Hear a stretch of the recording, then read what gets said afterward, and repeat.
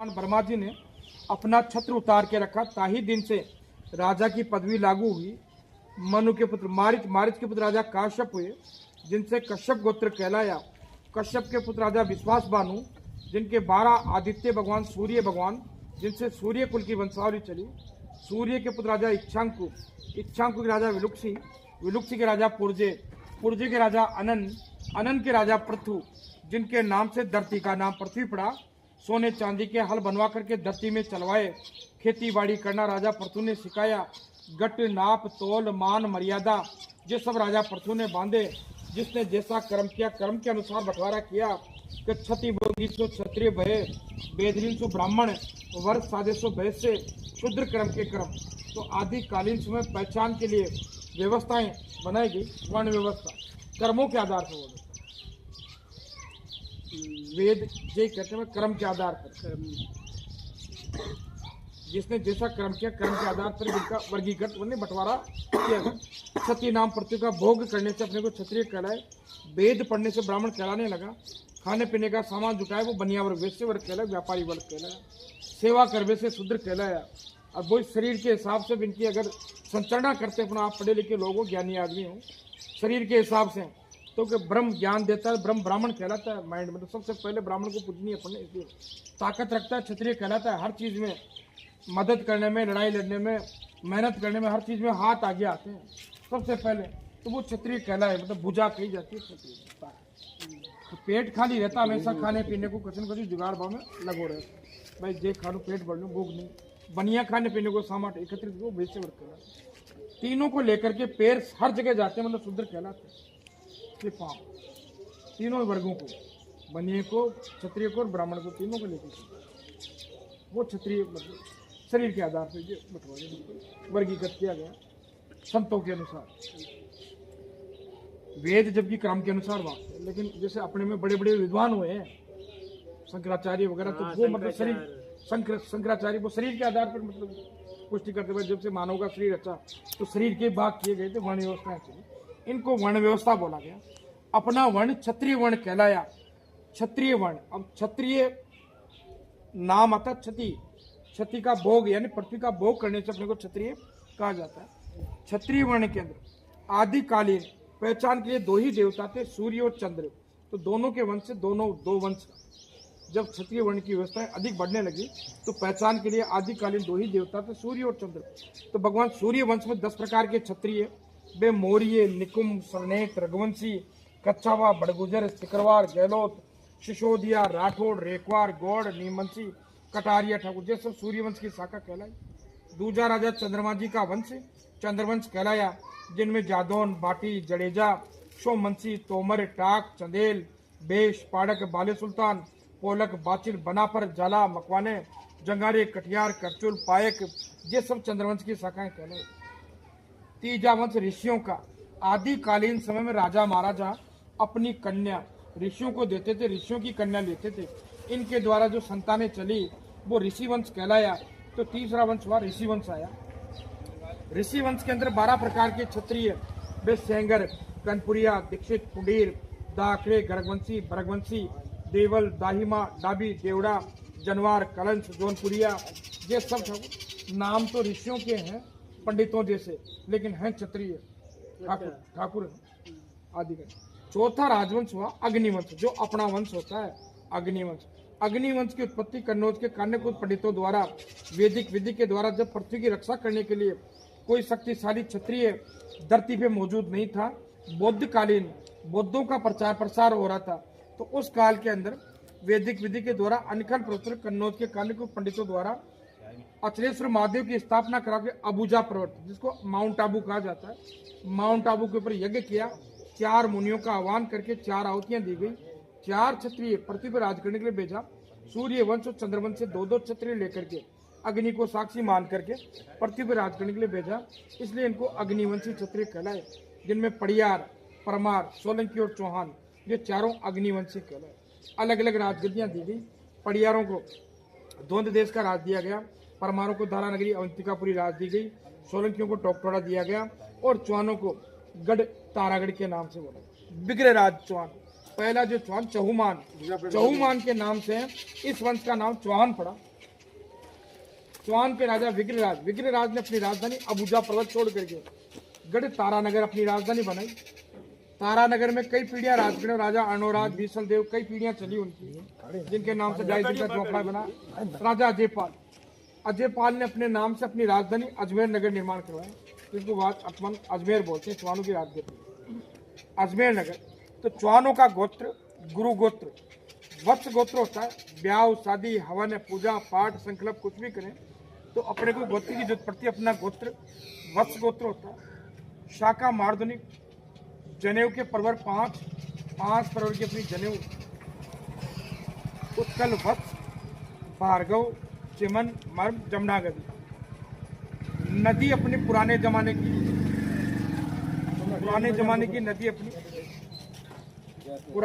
की नदी अपनी जमुना। नए जमाने की चरणावर्ती के नाम से चंबल नदी अपनी पूजनीय नदी।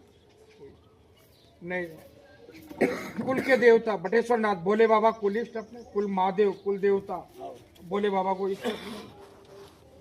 पेड़ अपना पीपल का वृक्ष है, अत्यंत पूजनीय फलदायिनी वृक्ष अपना पीपल का वृक्ष आप लोगों का पूजनीय।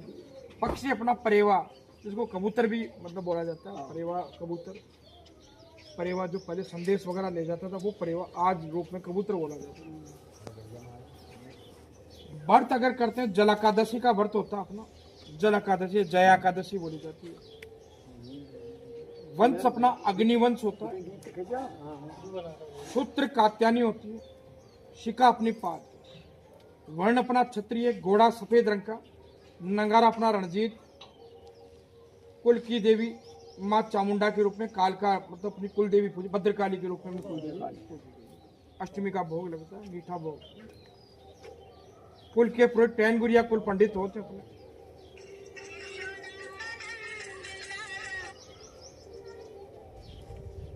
खेड़े कई जहां पुराने खेड़े बोले जाते हैं। राजस्थान छोड़ करके आए, राजस्थान छोड़ के चंदवार खेड़ा बसा। चंदवार से बदौरागढ़, बदौरागढ़ से कनेरा, और कनेरा से जो गद्दियां सब अलग अलग 4 गद्दियां कहलाती हैं। हाँ कनेरा समस्त बदौरिया वंश का इतिहास कनेरा से चलेगा। गढ़ कनेरा ही कहो जाए। कनेरा के बाद ही ये सब ये किले वगैरह सब कनेरा के बाद बने। हटेर वगैरह सब कनेरा के बाद। माता मंदिर तो कनेरा में। हाँ सबसे पुरानो अगर खेरो बदौरियों को गढ़ कनेरा, यहीं से अपनी मतलब स्थापना अलग अलग मठवाड़ी कनेरा। वो तो मैं आऊँगा धीरे धीरे सुनाता जाऊँगा। ये 4 मतलब मुख्य। अब अजमेर के अंदर चौहानों की राजगद्दी अजमेर नगर में आ गई।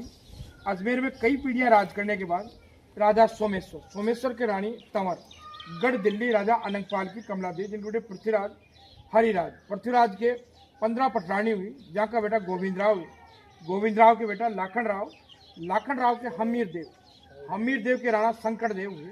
शंकर देव की रानी 8 हुई। 9वीं रानी राठौड़ रामपुर केले गांव की, जिनके 25 गांव दहेज में दायजे में थे, जिनके 22 गांव जेठे निमराना की गद्दी बटे निमराना के चौहान कहलाए, जिनके वंश में सकीट, राजौर, प्रतापनेर, मैनपुरी, चकरनगर ये गद्दियां यूपी के अंदर रही। बाकी राजगद्दियां राजस्थान के अंदर राजपूताना। अपना जो वंश यहीं से जेठे निमराना की गद्दी, जिनमें राजा माणिक राव हुए। माणिक राव ने अपनी राजधानी अजमेर छोड़ करके अपनी राजधानी कहाँ की? सांबर का। राजस्थान के अंदर जगह पड़ती है सांबर अपनी राजधानी बनाई। राजा माणिक राव को कुल देवी का वरदान हुआ। राजा 24 कोस की दूरी में घोड़ा दौड़ाना, चांदी की खान पैदा हो जाएगी। लेकिन शंका पीछे मुड़ के मत देखना। राजा ने 24 कोस की दूरी में सुबह उठ के घोड़ा तो दौड़ाया, लेकिन पीछे मुड़ के देखा तो नमक की खान पैदा हो गई। आज भी काची चांदी कही जाती है, सफेद मतलब दिखाई देता। अरे महीने जो हमारा आदमी तो बगल में सांबर जगह 24 सांबर मंदिर बिल्कुल नपी की जगह सांबर 24 कोस है, बिल्कुल फुलेरा के पास है। बिल्कुल सांबर जगह नमक की खान पैदा, वहाँ समराई माता के नाम कुल देवी का स्थान है। गढ़ किला हाँ घोड़ा अजमेर तो पहले सांबर बसाई चौहानों की सबसे सांबर।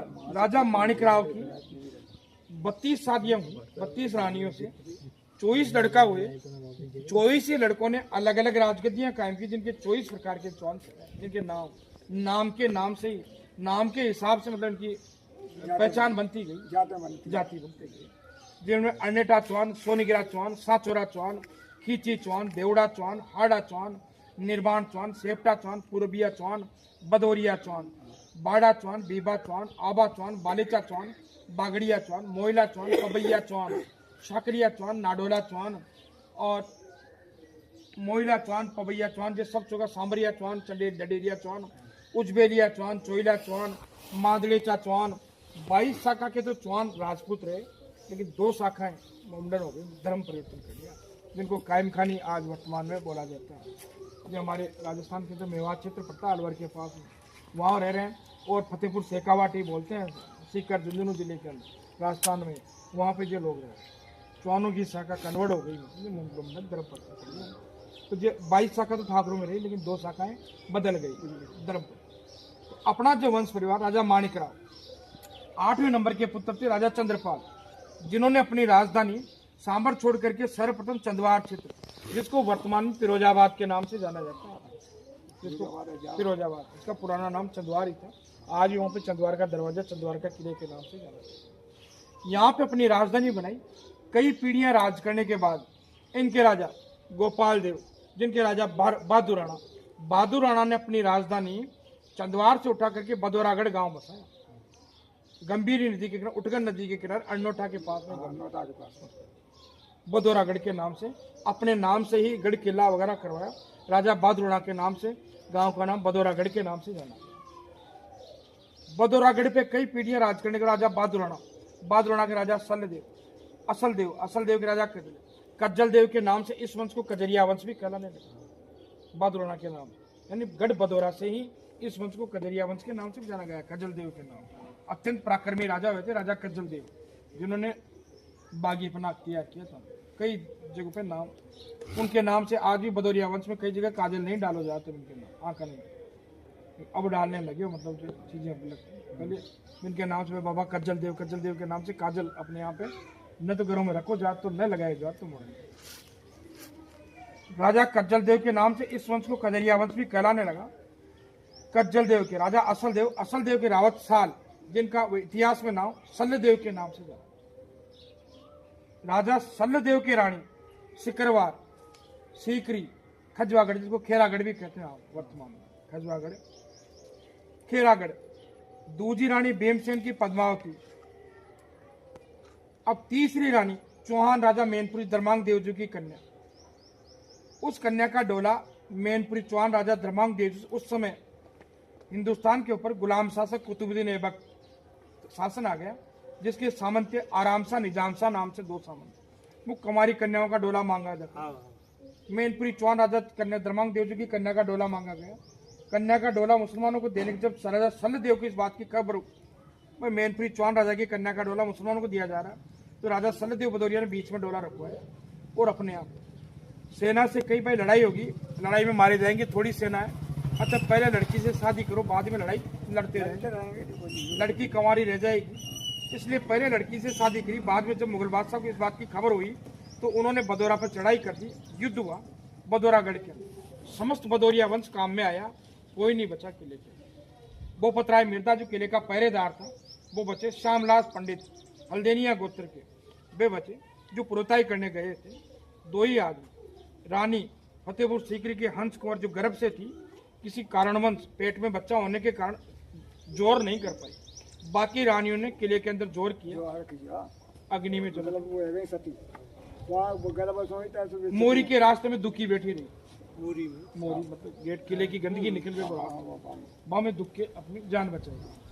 मोबाइल जो भी चीजें हैं सब मोबाइल पे, हम नहीं कहें, हम तो हमारे रजुराव की भी महारानी है, रजुराव की मातारी यहीं से अपना किले के अंदर कोई नहीं बचा, समस्त बदौरिया वंश काम में आया।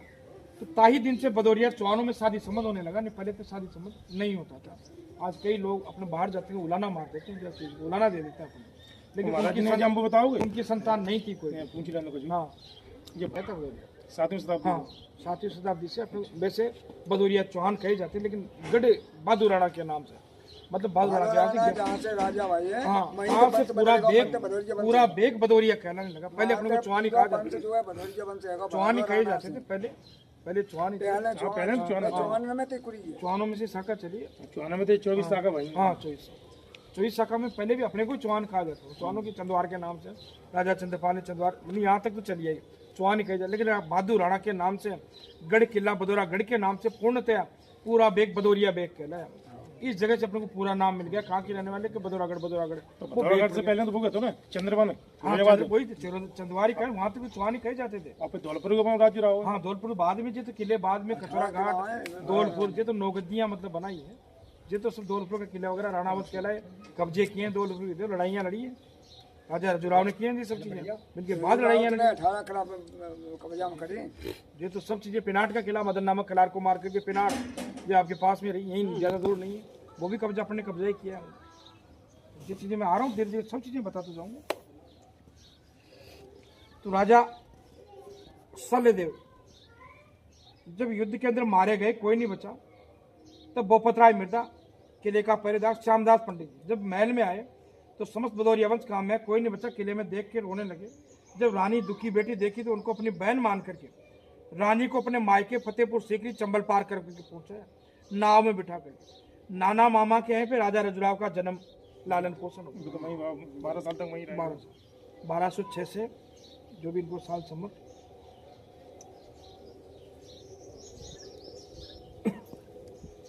रजुराव का जन्म 1226 देवलोक 1280 की साल में 26 में 1280 में खत्म खत्म है 1280 में। हाँ, दोनों देखें। 80 तो मतलब जन्म 1226 साल रहेगा। देवलोक 1280 की साल में उनका देवलोक बना। 54 साल के खत्म है। राजा रजुराव 22 साल तक मतलब नाना मामा के यहाँ फिर रहे। ग्वाल बालों के संग जंगल में युद्ध कला सीखने जाते लोग उलाना मारते तेरे पिता का तो पता ही नहीं है तुम किनकी संतान हो। तब राजा रजुराव रोने लगे। अम्मा को आकर पूछा लोग मुझे उलाना मारते मेरे पिता का क्या नाम।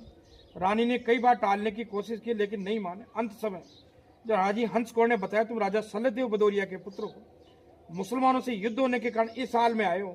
ताही दिन से राजा रजुराव भदौरिया ने मुसलमानों को अपना दुश्मन समझकर मारना काटना शुरू कर दिया।